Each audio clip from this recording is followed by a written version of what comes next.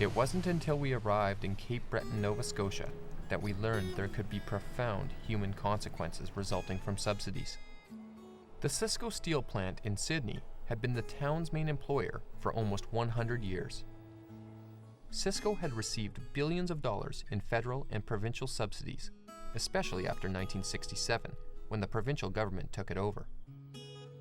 Despite the billions spent, the plant was finally closed in 2001.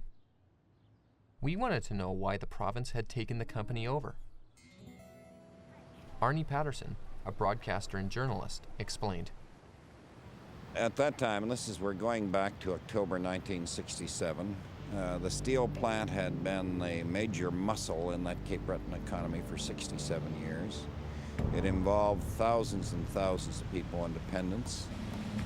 And they thought they could probably run it better. The unions were, of course, militant and wanting them to take it over. And also, it was a social measure, one that unfortunately didn't work that well. In 1967, Prime Minister Lester Pearson commissioned a report to analyze Cisco's prospects from senior bureaucrat Ralph Hindson. It was published early in October 1967. And that study clearly showed that Sydney had really no future, mainly because of its distance from markets. It showed the high cost of production, the high cost of producing steel, the high cost of rolling steel. It was a very negative report on the possibilities of Sydney steel.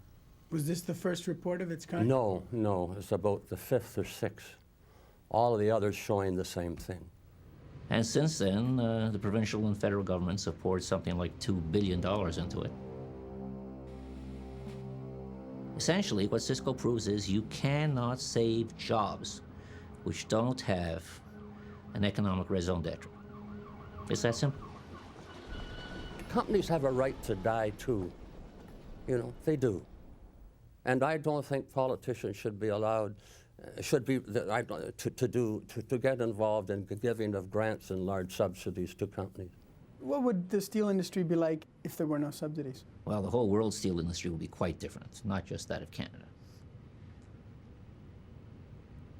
I don't think there's a steel producer in North America that hasn't had his hand in the pot to at least some degree. It's just a question of how much.